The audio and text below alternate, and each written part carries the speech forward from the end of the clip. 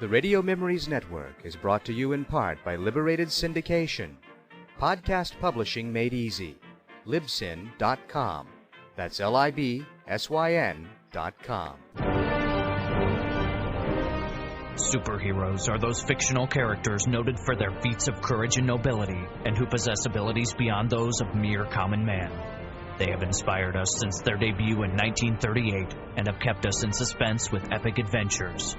Join us as we go back to the early days of radio and our imaginations. Now to this week's action-adventure of superheroes.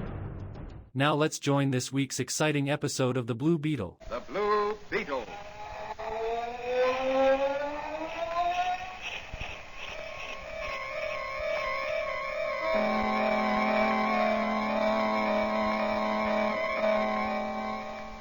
Sweeping down upon the underworld to smash gangland comes the friend of the unfortunate, enemy of criminals. A mysterious, all-powerful character, a problem to the police, but a crusader for law. In reality, Dan Garrett, a rookie patrolman, loved by everyone but suspected by none of being the Blue Beetle. As the Blue Beetle, he hides behind a strange mask and a suit of impenetrable blue chain armor, flexible as silk but stronger than steel.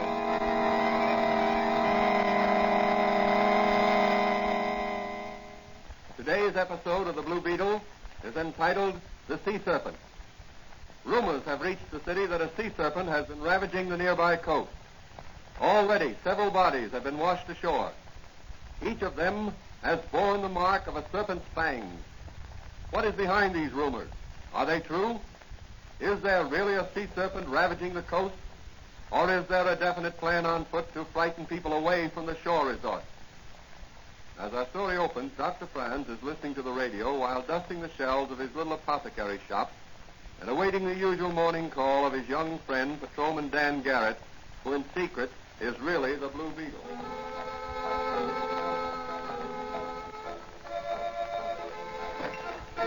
Morning, Doc. Oh, hello, Danny. Hey, what's that, a radio? Don't tell me you're going to modernize this quaint little shop of yours. No, it's not that bad. I just thought I'd like to have a little music once in a while. The customers also like to get the baseball scores and the news. Fine. What are you and Mike Manigan doing these days? Any special assignment? No, it's been a little quiet since we chased those racketeers out of Chinatown. What do you think about this sea serpent scare? I don't really know what to think. Are there such things as sea serpents, Doc? Well, the term sea serpent has been associated with huge dragon-like creatures we read about. But as a matter of fact, a serpent can be any size. According to reports, the bodies of these bathers who were bitten showed signs of having been poisoned. That's strange. We interrupt our regular program to bring you a special news bulletin. Breaker City. The body of another bather was brought ashore by lifeguards this afternoon.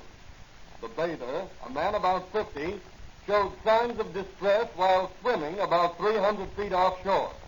His cries for help were immediately answered by lifeguards who rushed to his rescue.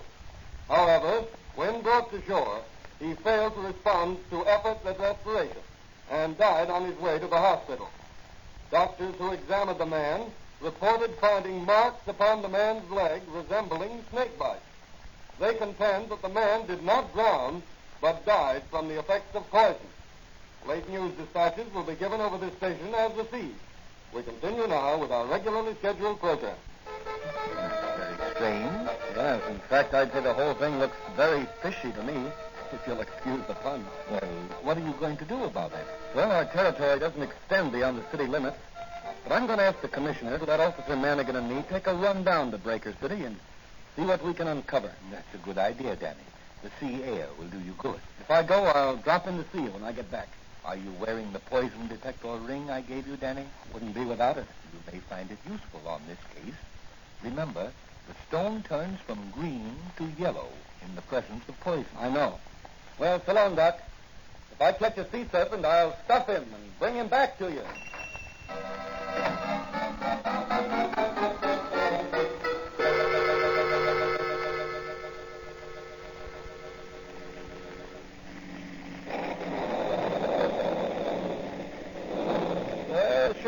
Dark, Ray. driving through these pine woods. Yes, and the rain doesn't make driving any easier. You know, it seems kind of strange to be working on a case in cities. They don't feel right somehow. I guess I missed the feel of the police cap and the shine of me police badge. You still look like a cop, Manigan. Do I, Danny? Yeah. Nobody'd ever mistake you for anything but an honest-to-goodness cop. Well, then that's what I am. And I'm proud of it. Hey, say, there's a light ahead. Oh, that must be the lake house. Maybe they can put us up for the night. We can drive over to Breaker City in the morning. Yeah, that's a swell idea. I'll pull in and you run in and see if they can take care of it, eh?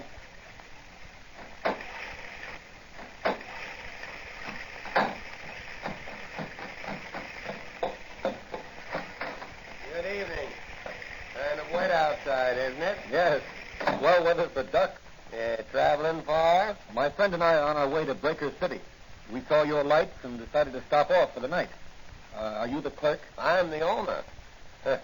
Own several hotels around the lake here. Oh, I beg your pardon. Got any accommodations? Sorry, but we're all filled up. Business must be good. Or has the rain forced the tourists inside? Yeah, it isn't the rain. We're having the best season we ever had. Is that so? I thought the summer resorts were complaining about poor business. Not here at Pine Manor Lake. Well, I guess we'll have to keep going. It isn't far to Breaker City. You'll find plenty of accommodation there. Well, if you're filled up, they'll be too. I hardly think so. They're not doing so well this season. This sea serpent scare seems to be keeping people away from the seashore. But one man's misfortune is another man's gain. We seem to be getting the business that usually goes to the seashore. Is that so? Well, that's very interesting. Good night. I'm more anxious than ever to get to Breaker City.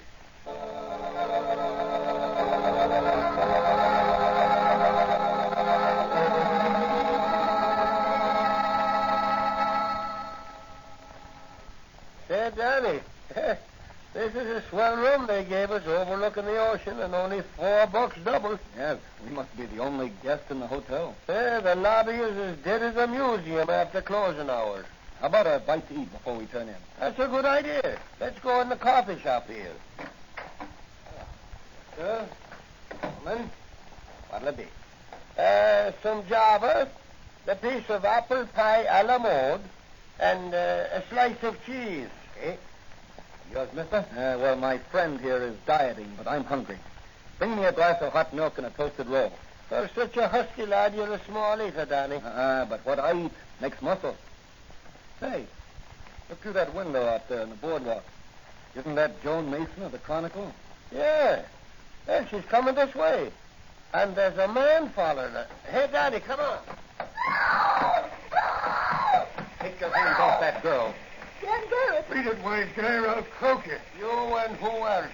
Drop that gun. Oh, yeah? Well, how do you like this? Oh. After him, Daddy. I can't run. He got me in the leg. Is it bad? No, just a flesh wound. I'd better stay here and look after you and Miss Mason. Oh, Danny, I was never so glad to see anyone in my life. Are you all right?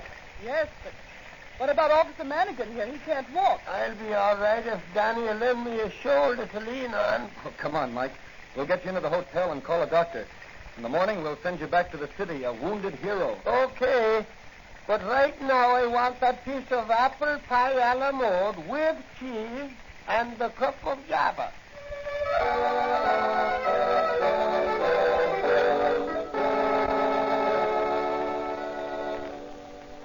You say, Joan, you talked with one of the lifeguards who's made several rescues? Yes, I told him I was investigating the sea serpent story for the Chronicle. What did he say? He said that in each case he'd seen, something that looked like a serpent's tail lash out of the water just before the victim cried for help. Well, have you found anyone else who claims to have seen the sea serpent? No, I haven't. That's strange. Yes, isn't it? Where did you pick up this man who was following you? In a restaurant on the boardwalk. He came in while I was eating and followed me when I left. Well, this sea serpent scare is either a practical joker's plan gone haywire, or it's a well-thought-out scheme to ruin the season for Breaker City. Doesn't look like a joke to me. Mr. Downs, the owner of this hotel, is ready to commit suicide. He's losing thousands of dollars every day. Well, you better get some sleep. I'll see you in the morning. What about Manigan? Oh, I'll put him on the train and ship him back to the city. The doc said his wound wasn't serious, but he won't be much help to us here. How about meeting me out on the pier? They're pulling in the nets at sunrise, and they may catch a sea serpent. I'll be there with some salt for his tail.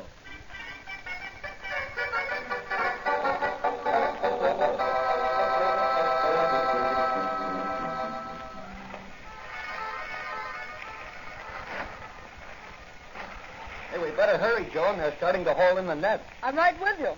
Oh, there's Mr. Downs. I want you to meet him. Good morning, Mr. Downs. Oh, hello, Miss Mason. This is Dan Garrett. Beautiful day, sir. Maybe to some people, but not to me. You seem down in the mouth. You'd be down in the mouth if everything you'd strive for was gradually slipping away from you. I understand you're financially interested in Breaker City. I own the Sunset Hotel, for one thing. This sea serpent business is making it tough for you. Tough is not the word. I'm on a special assignment from the New York City Police Department investigating this case. Oh, are you? Well, I certainly hope you can clear up this mystery. It's costing us hotel and concession owners thousands of dollars a day to keep open. And there's no business except day excursionists. Well, I'll certainly do what I can. Suppose you and Miss Mason come with me. I want you to meet Professor Meredith. He's an authority on fish and such things, and he's in charge here. I'd like to meet him. All right, boys. You can begin hauling in the net. Oh, Professor Meredith. Oh, good morning, Mr. Downs. Good morning. I'd like to have you meet Miss Mason of the Chronicle, Mr. Garrett of the York City Police. Oh, I'm happy to meet you both. Thank you. By the way, who's that man standing over there? The one with the dark hair. Oh, that's Fred Nash, one of the lifeguards. Yeah, and he's the man. Yes, I thought I'd seen him before. I beg pardon? I was just telling Miss Mason how long it'll be before you pull up the net. Oh, they're pulling them up now. In just a moment, we'll discover if our haul contains the sea serpent. All right, men.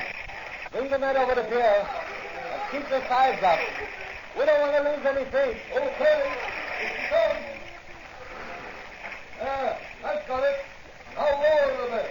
Well, that's quite a haul. Plenty of variety, Professor. Aren't those sharks there? Yes, small ones. There's several skate, weak fish, and camelback. There's one there that looks like a balloon. Oh, that's a blowfish. Well, there's a sea serpent. Only a Neil, Miss Mason. But a big one. Well, I guess we'll have to try again. What's the use, Meredith? We won't find anything. We might as well admit we're licked and close up. I'd give a lot to know just what's out there. Well, I'm going to find out if it's still there. Why, what are you going to do? I'm going to find out if these waters are safe to bathe in. Mr. Downs, you're not thinking... Yes, I am. I'm going into that water. If the sea serpent is there and wants human flesh, he can have mine. That's madness. What have I got to lose? I have no family. Everything I have is invested in this beach. If I can bathe here, so can everybody else. I'm going to get it over with. Stop him. He's gone crazy with water. Hey, you lifeguards, grab him. Oh, there he goes, right off the pier. I'm going after him. No, Dan. There go the lifeguards. They'll get him. Keep your eyes on them, everybody. I'm going in, too. No, Danny, no. Let go of me, Jones. I'm going out in that rowboat under the pier. Look, Mr. Downs is swimming away from the guard. He's a strong swimmer. Whatever made him do it? This thing has preyed on his mind for a long time. Look, one of the guards is calling for help. One of you men run for a doctor. And phone the lifeguard station for a pulmotor. Look, Mr. Downs has grabbed the lifeguard and... Something's happened to Downs. He's let go of the lifeguard and it's sinking.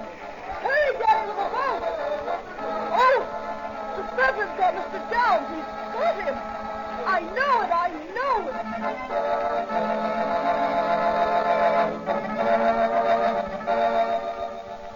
What is this slimy thing that lurks in the waters off Breaker City? Is it a sea serpent or a poisonous fish? Will Danny solve this mystery, or will the Blue Beetle have to go into action?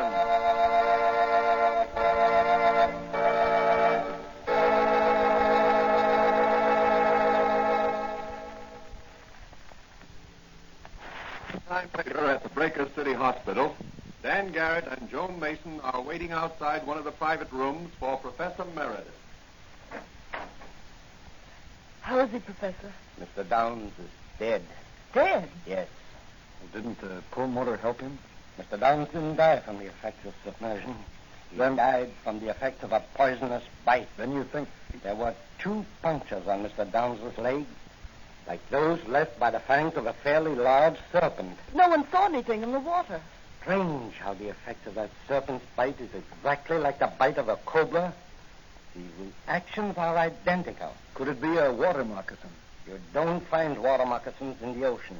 And their venom doesn't work in the same way. It works on the blood. Cobra venom works on the nerve center. Paralyzes the muscles, controlling the act of breathing. Could it be a fish? I hardly think so. No. The punctures were more like those of a fairly large snake. There aren't any cobras that live in the water, are there? The nearest thing I can think of is a serpent which is found in the tropical waters of the Pacific Ocean. But it's never been found in these waters. Well, I've found out what I want to know. What are you going to do now? I'm going back to the city to check with my friend Doc Franz. He may be able to help on this case. When are you coming back? I'm not sure. Well, I think I'll stay a while and see what else I can pick up in this case for my newspaper. Okay, but keep away from those 2 lifeguards. They're bad medicine.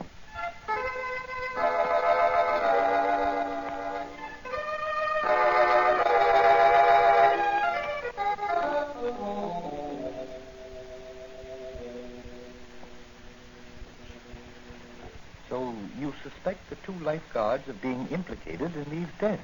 Yes, I do. I'm convinced of it. What makes you so sure?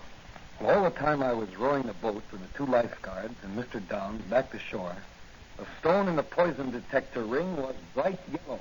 But perhaps the poison in Mr. Downs' body. No. You see, after they took him away, the stone was still yellow. What about the man who tried to abduct Miss Mason and shot Lanigan? Didn't you say he resembled one of the guards? He was one of the lifeguards, but I didn't let on I recognized him. I didn't want to spoil my chances of getting enough evidence to convict him in this larger case by showing my hand in the case of simple assault. Very wise, very wise. Well, what are you going to do now? Put on my Blue Beetle armor and mask and... I'll answer it.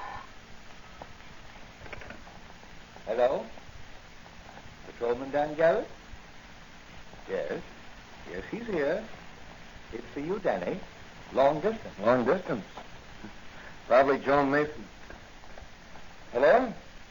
Oh, hello, Professor Meredith. What? Joan Mason has disappeared? But she hasn't checked out of the hotel? Well, I can't get down there myself, but I'll see that several of our best men are sent down right away. Thanks for calling. Goodbye. What's the trouble, Danny? It looks as if someone had kidnapped Joan Mason. Help me with my Blue Beetle costume, will you, Doc? Why, certainly, Danny, certainly.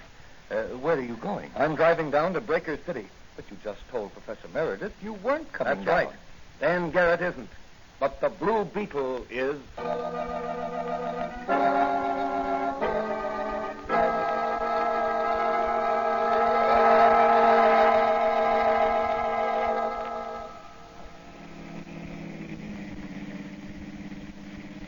Certainly pleasanter driving down in the moonlight than it was in the rain. Oh, there's somebody walking ahead of me in the road. He's got a long stick and a flashlight. Probably been fishing by moonlight. Want a lift? Oh, thanks, mister. Gee, you're going to a masquerade in that costume? Yes, as the Blue Beetle. Say, I've heard of the Blue Beetle. You have, huh? What do people say about him? Well, they say he's a crusader against crime, and that he's invulnerable. Probably the truth. Gee, that's swell. Where are you going? Oh, I'm taking a ride in the moonlight. Were you going fishing in the moonlight? No, I'm going home. Oh. I thought that was a fishing rod you had there. No, that's for catching snakes. Here, you see the forked end on it? Oh, yes. Yes, I see it now. What do you do with the snakes? Sell them. Sell them? Mm-hmm. To whom? Oh, a couple of fellas back there in the woods. What do they do with them? Eat them? Eat them? Oh, folks don't eat rattlesnakes. You mean to say you catch rattlesnakes alive and sell them? Sure. Dead rattlers ain't no good to them fellas. Say, if I gave you $1, do you think you could lead me to the place where these fellows you mentioned live? Well, sure I can. But You don't have to pay me $1, mister. I'll take you there for nothing. Okay, son. But you'll get the $1 just the same. I'll turn around at the next crossroads. We'll pay a moonlight visit to your rattlesnake buyers.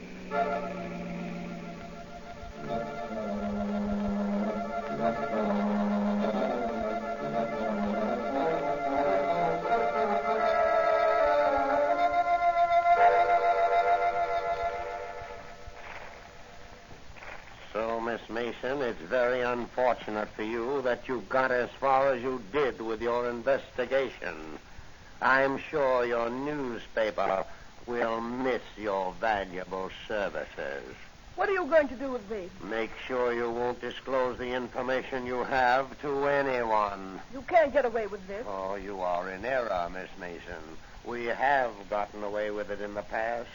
We will again. The vacation business has been detoured to Pine Manor Lake. It will still follow that detour after your body is found floating in the ocean, a victim of a poisonous sea serpent. You wouldn't dare. Wouldn't dare? Fred, Joe. Yeah, boss? Suppose we leave Miss Mason with the Rajah there for a while we step outside. Her education has been neglected. She has never met a 6-foot cobra. No. You can't do that.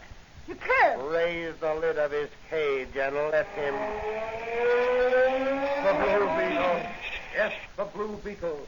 And he's going to nip harder than your cobra can strike. Open the cage, Joe, then dive out the window. I've got the Blue Beetle covered with this gun. Save your bullets. You can't injure the Blue Beetle. Is that so, wise guy? Well, how do you like this? Oh, let that be a lesson to you. Never telegraph your punches. Back up, you Blue Beetle. No, you don't.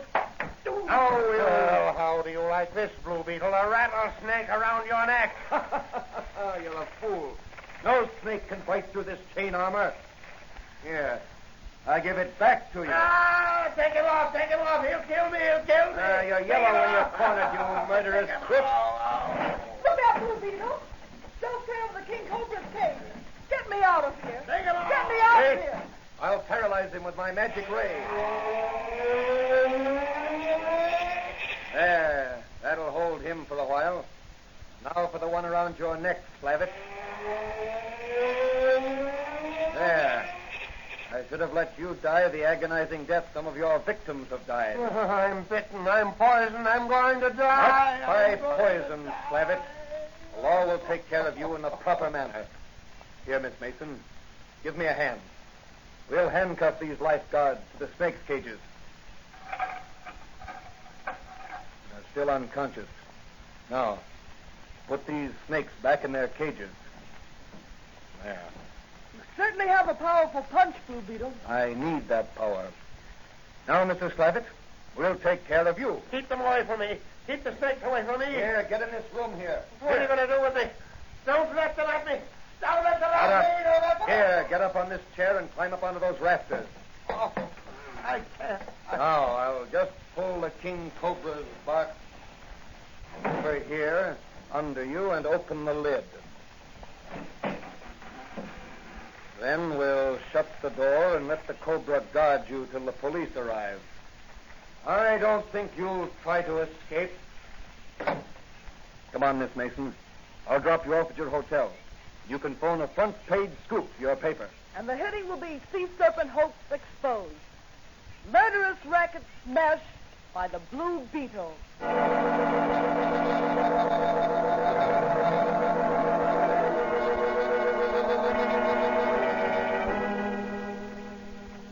But, Danny, how did the lifeguards operate? They couldn't take the Cobra into the water with them. No, they extracted the poison from his poison sacs. Used it in 2 hypodermic needles taped together. The hypodermic syringes were small and easily concealed in the palm of their hand. But when did they inject the poison into their victims? As they rescued them. If some poor devil was taken with a cramp and called for help, the lifeguards would swim off or row out to him. Then when they got to him, they'd put their twin needles in him and give him a shot of poison. Those points made a double incision. Then they'd bring him into shore to die a painful death from cobra venom. Well, what were the rattlesnakes used for? To feed the cobras. Professor Meredith told me that. Oh, I see.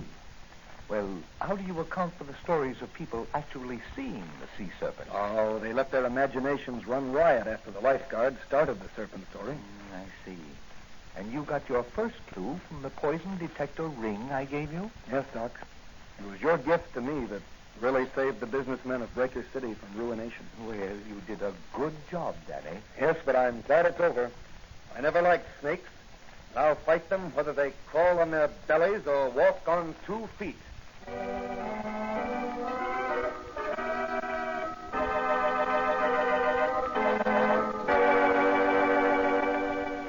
And so another fiendish racket was smashed by the Blue Beetle. What will Dan Garrett's next assignment be? Where will the Blue Beetle strike next in his crusade against the underworld? These questions will be answered in the next episode of The Blue Beetle.